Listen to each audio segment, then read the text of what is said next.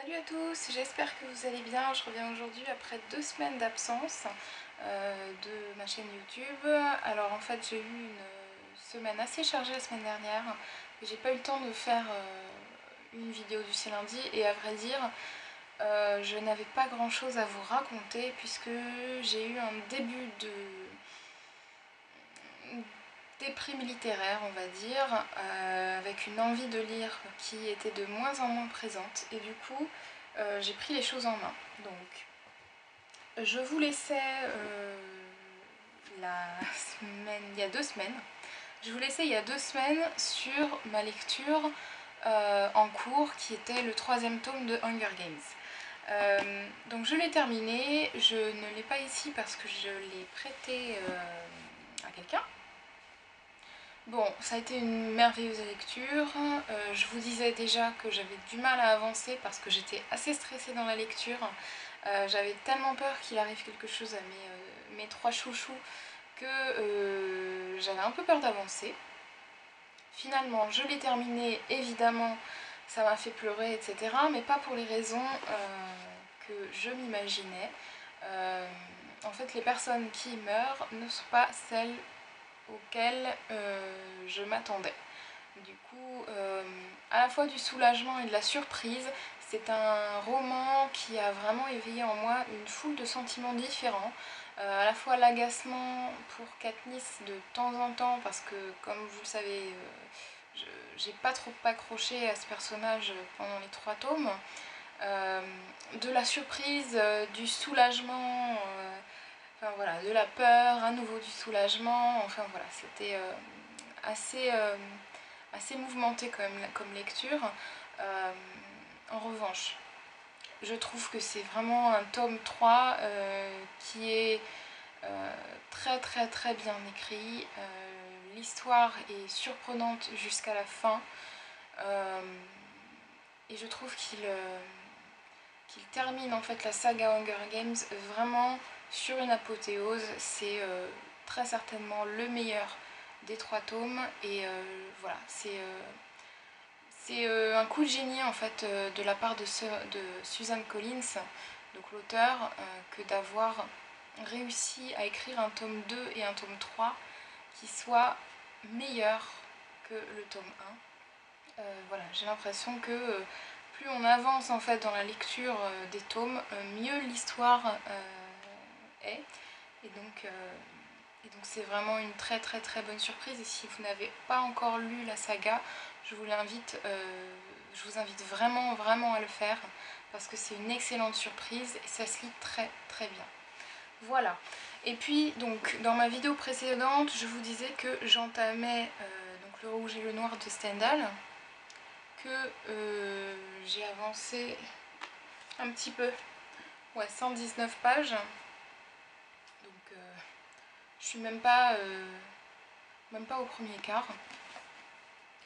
Et voilà, je sentais que ça n'avançait pas.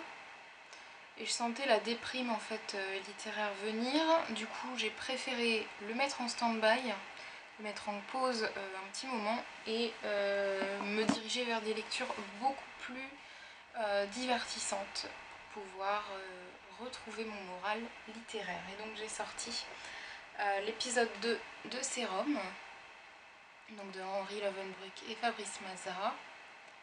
Et là je dois dire que vraiment c'est voilà, encore une fois c'est un coup de génie. Je trouve que cette saga est vraiment très très prometteuse. C'est super bien écrit, hein, Henri Lovenbruck, il a une écriture qui est vraiment très fluide. Voilà, il n'y a rien à dire hein, sur le style, c'est vraiment parfait.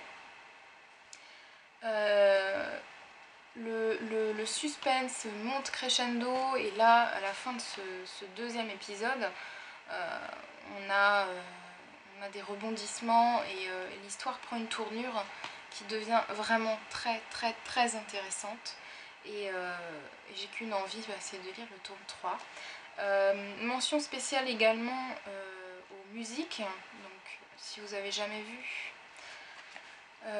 Sérum, en fait, vous avez des flashcodes tout au long des chapitres. Donc vous flashez en fait avec votre smartphone et donc ça vous dirige vers des musiques inédites. Donc vous retrouvez dans ce second épisode pas mal de morceaux qui étaient déjà présents dans le premier épisode. En revanche, il y en a de nouveaux qui sont vraiment très bien. Et mon préféré, c'est le morceau inédit. Attendez que je le retrouve. Je crois que c'est Rings of Smoke. Ouais, ça doit être ça. C'est voilà, Rings of Smoke. Voilà. C'est un morceau inédit qui est vraiment super, vraiment super.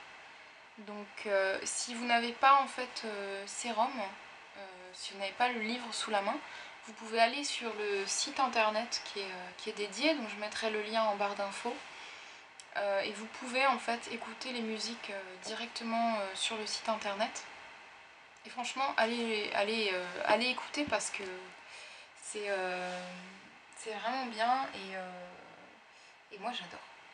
Voilà, ensuite, donc j'ai lu cette semaine donc Isidore Tipéranol et Les Trois Lapins de Montsolémine de Pierre Thierry, qui est un conte très très court qui plaira autant aux petits qu'aux grands.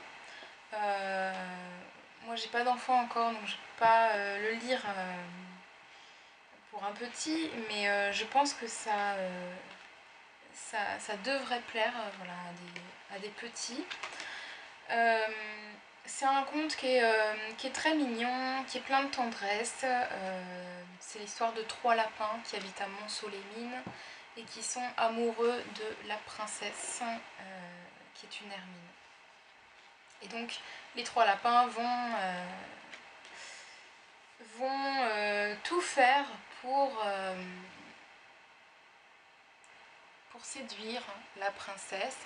Donc on a un lapin qui est gendarme, on a un autre lapin qui est glacier, donc marchand de glace, et le troisième lapin est poète.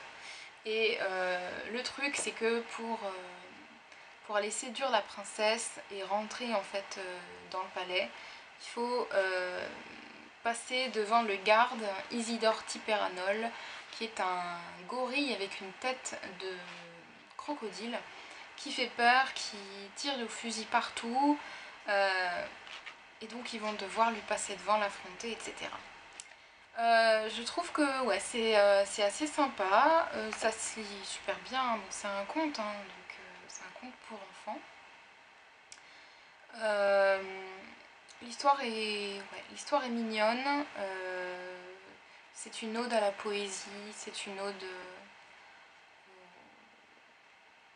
surtout une ode, une éloge de la lenteur en fait, puisque Isidore Tipéranol, sa particularité, c'est qu'il passe son temps à tuer le temps et à courir après le temps perdu. Et donc,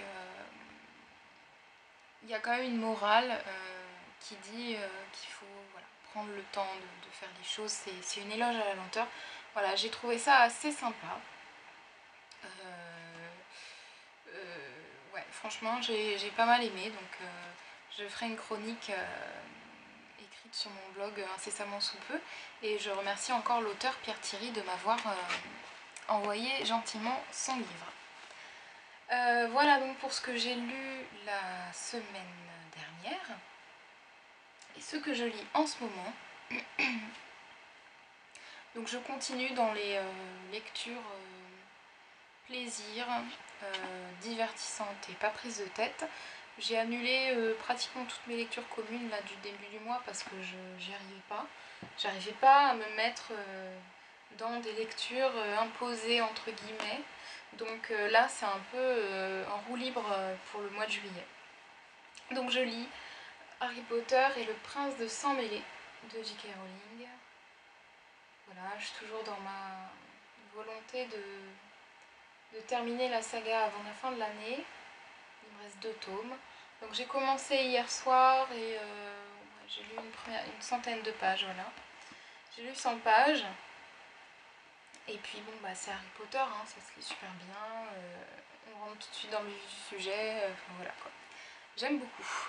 Et puis ensuite, je verrai, j'ai aucune idée, je crois que ça va être vraiment au feeling ce mois-ci, parce que en plus le temps est moche, j'ai énormément de choses à faire, j'ai des semaines assez chargées, et du coup j'ai vraiment envie de lecture détente, de lecture qui soit pas prise de tête, qui soit divertissante, et voilà. Voilà, donc j'espère que vous avez aimé cette vidéo, n'hésitez pas à me laisser vos commentaires, j'y répondrai avec plaisir, et je vous dis à très bientôt pour une prochaine vidéo. Ciao!